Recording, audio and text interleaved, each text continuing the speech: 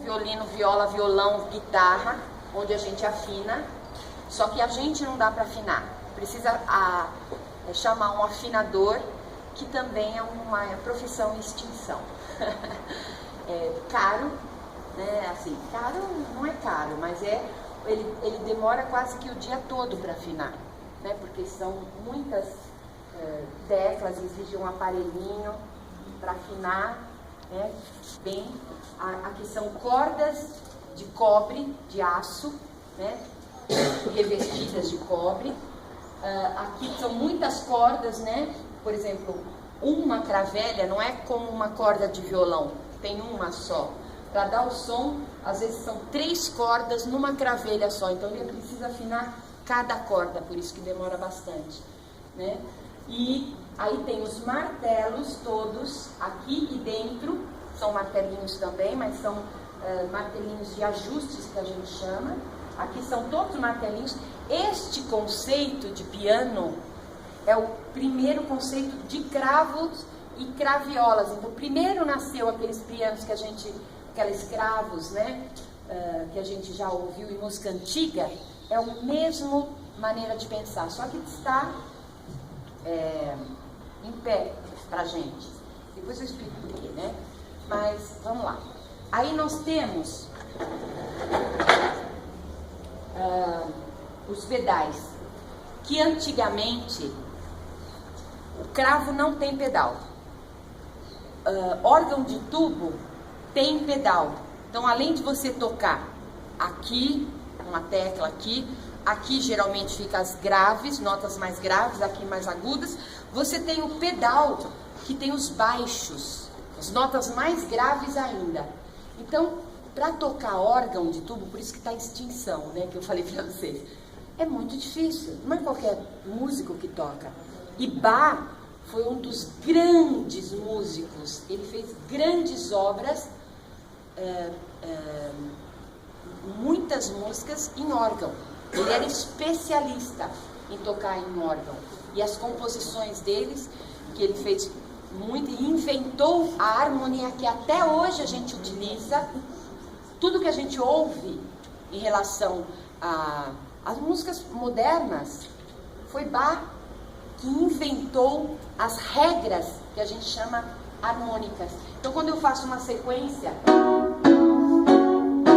isso que é de música popular, digamos, foi Bach que já tinha feito lá em 1600, 1700, né? E que até hoje dura, só que com uma outra roupagem, né? Mais moderna. Então vamos falar dos pedais. Bem, existia este pedal, que é o primeiro pedal, que é o pedal que a gente chama de sustento, que eles inventaram. Enquanto eu não tirar o pedal, o som fica. Tirei o pedal, acaba o som. Então é o pedal de sustento, para a nota ficar comprida.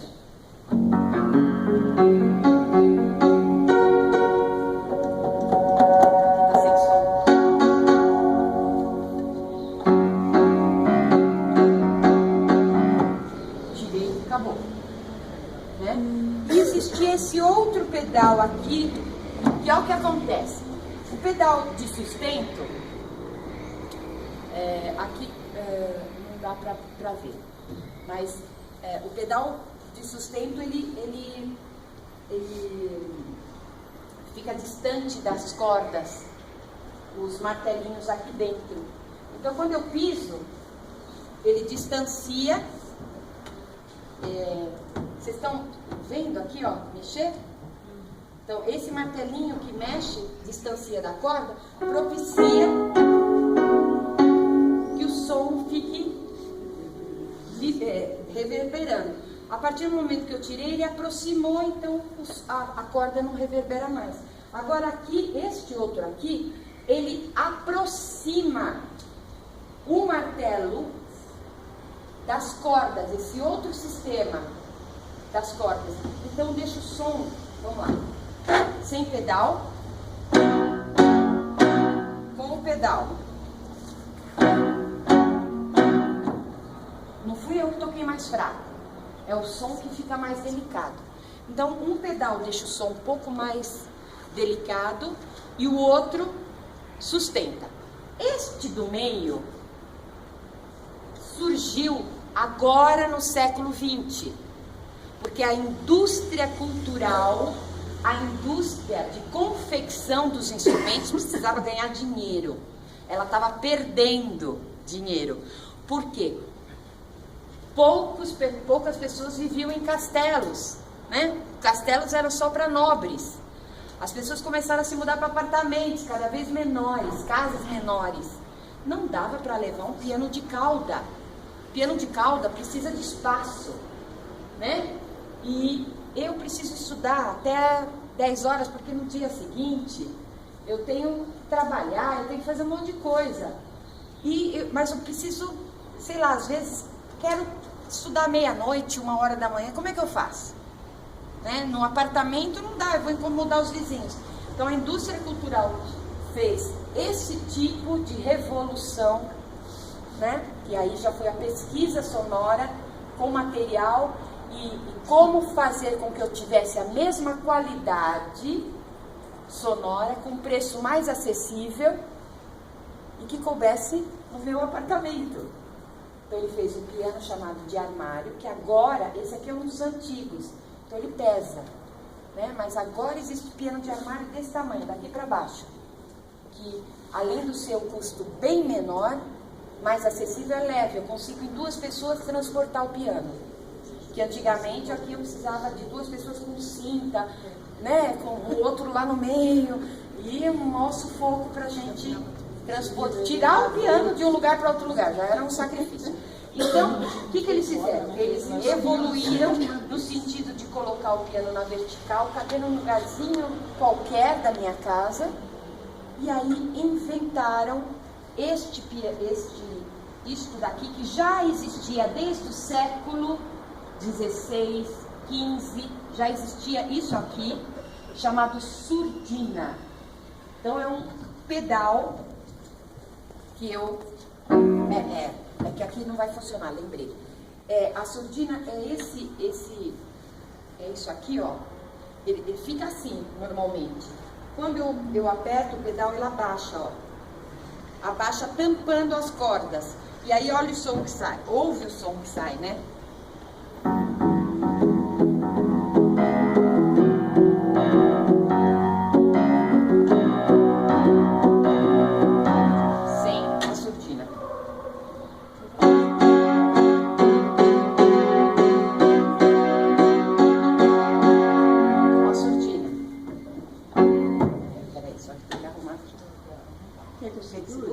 Não precisa, senhora, só. Ó. Posso estudar a qualquer hora. O vizinho não vai. Eu identifico as notas e não atrapalho ninguém. Esse foi uma grande revolução na parte musical, né? Principalmente no estudo do piano. Porque do piano surgiu a surdina para bateria. Então, bateria, você fala, eu nunca vou ter uma bateria em casa porque o som é enlouquecedor, meu filho vai me deixar louco. Não vai.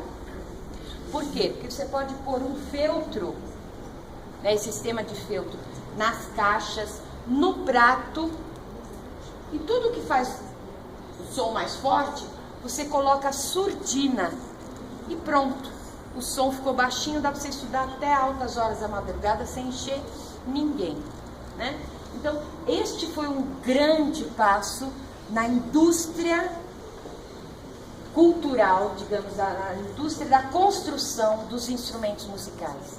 Isso também para os músicos, lógico, porque muitos músicos atuais utilizam não só o pedal como um recurso para estudo, mas como recurso para música, como a gente vai ver no saxofone, na trompa, no trompete. Quando ele tira e coloca aquele bocal, ele está brincando com a surdina, né? E isso em 1935 nas big bands era muito usado. Os caras levantavam e faziam assim, tirando o bocal, e usava como recurso sonoro, né?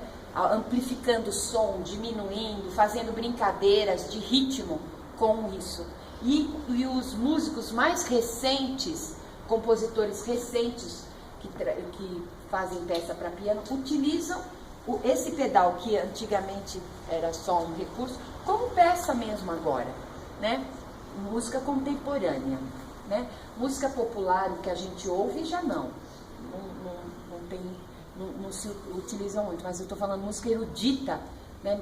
Composições, pianistas agora de música contemporânea, música de vanguarda.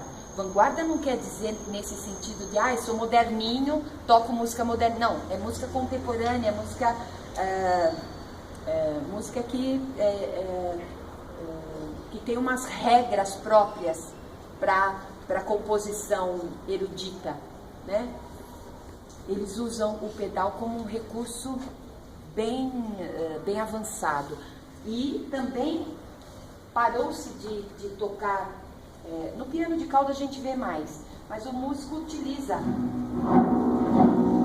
Só que em gravação de música de Alfred Hitchcock, por exemplo, dos filmes de terror, ou filmes mais modernos, usa muito isso, né? Você acha que é algum violino, uma viola, uma guitarra tocando? Não, é um piano. É o cara que lá no estúdio gravou, porque ele queria tirar um som, né? Ele fez. Ó, aqui não está saindo som porque está quebrado. Ai, dá uma dó, né? Precisava avisar o pessoal aqui para aproveitar. Esse piano tá bom. Ó. E toca com baqueta, às vezes uma pessoa tocando aqui, outras tocando nas cordas. Dá para fazer uma bateria de escola de samba só com piano. O piano é importante por conta disso. Ele tem os sons agudos, os médios e os graves. Então ele imita os sons. Por exemplo, isso aqui, som de contrabaixo. Só o contrabaixo o piano faz. Ou tuba também, né? Instrumento mais grave. Violinos, flautas, é lá no agudo. Então, se eu quiser fazer uma composição só com o piano, por isso que é considerado um dos instrumentos mais ricos e importantes, porque ele tem desde o do grave, que é um dos instrumentos, até o mais agudo, né? Mas todos os instrumentos são importantes. Quando você fala em cultura musical, da linguagem musical, o que você aprende na parte da cultura, da parte da teoria musical, serve para todos os instrumentos. O que eu estou falando não é só para piano, para trompete, é para todos os instrumentos, é para todos os músicos, porque é cultura musical, né? Não é assim, o que eu estou falando só vale para... O que difere de um instrumento para outro é algo que a gente chama técnica. Então eu vou usar sopro, eu vou trabalhar com a embocadura, né? Percussão eu vou trabalhar com pulso, né? Com o pé, com outras musculaturas. Violão eu trabalho com outra musculatura, violino outra forma, que é outro arco. Então eu estou falando de técnica. Quando eu falo técnica, aí é específico para cada instrumento. Mas o que eu aprendi em música, eu aprendi a cantar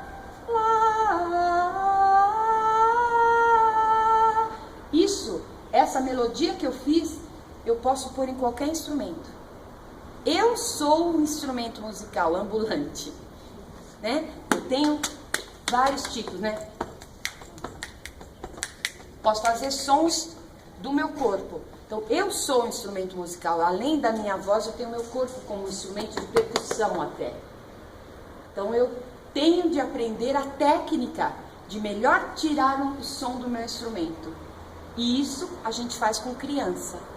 A primeira coisa é trabalhar a voz, trabalhar o canto, trabalhar o corpo, né? Quando a gente trabalha, vocês vão ensinar a alfabetizar, né? Por exemplo, a gente trabalha com pinças, com a coordenação. Eu estou trabalhando música.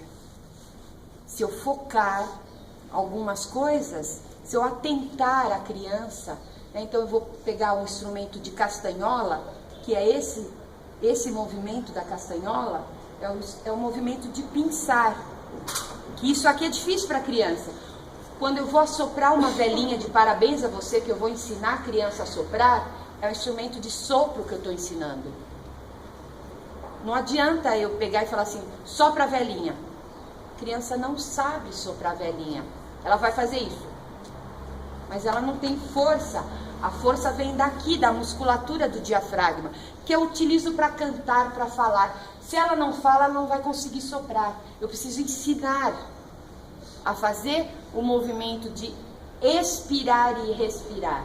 Eu preciso ensinar a usar o bico e o sopro.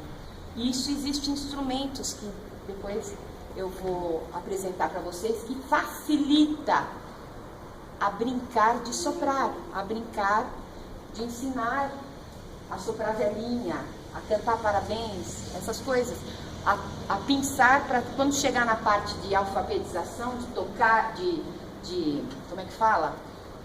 Pegar no lápis, né? Para escrever, facilita. Né? Então uma castanhola, brincar de castanhola é muito fácil e é muito fácil de fazer também com as crianças. Então existem muitas coisas que trabalham junto, porque o desenvolvimento motor e musical, eles sempre estão juntos. Eles não estão separados. Agora eu vou aprender música. Agora eu vou... Não tá. É desde lá da barriga da mamãe. Você passa 9 meses ouvindo um tambor. Então, 9 meses ouvindo um tambor, ouvindo, né? Você adquire já um som interior que vai perdurar a tua vida inteira, né? Então esse tambor, que é lógico que você ouviu o sangue circulando, gases, você ouviu um monte de coisa, papai falando lá fora, outra pessoa xingando, a mamãe nervosa, correndo, você ouviu tudo, mas o batida do coração dela com o teu é uma coisa que você perdurou 9 meses, o tempo inteiro. Não foi assim, agora eu vou ouvir o batida da minha mãe, agora 1 hora. Não, era o dia inteiro, a noite toda. Então isso tem um significado que todo mundo pode tocar. Todo mundo tem o dom da música. É lógico que alguns têm mais facilidade, no caso de Mozart, né? 5 anos fazendo uma composição, mas porque o pai do Mozart, a mãe do Mozart, a irmã do Mozart, os irmãos do Mozart, todos tocavam piano. Todos. O Mozart, além de ficar 9 meses na barriga da mãe, saiu de lá e ainda foi para o piano tocar. Tinha o estímulo que é necessário. Isso não é só em música, isso é em inglês. Qualquer coisa que você estimula vai ser mais rapidamente desenvolvido, né? A gente sabe disso, o meio onde a pessoa vive, né? Como uma criança, às vezes, 3, 4 anos, dança samba, você fala, não acredito, olha o danadinho lá dançando, você fala, poxa, né? E porque, nossa, a casa inteira é sambista, impossível a criança não dançar, mas tem exceção também, né, gente? Toda regra tem exceção. Mas assim, normalmente é isso que acontece. Vamos voltar? Senão eu vou embora, eu vou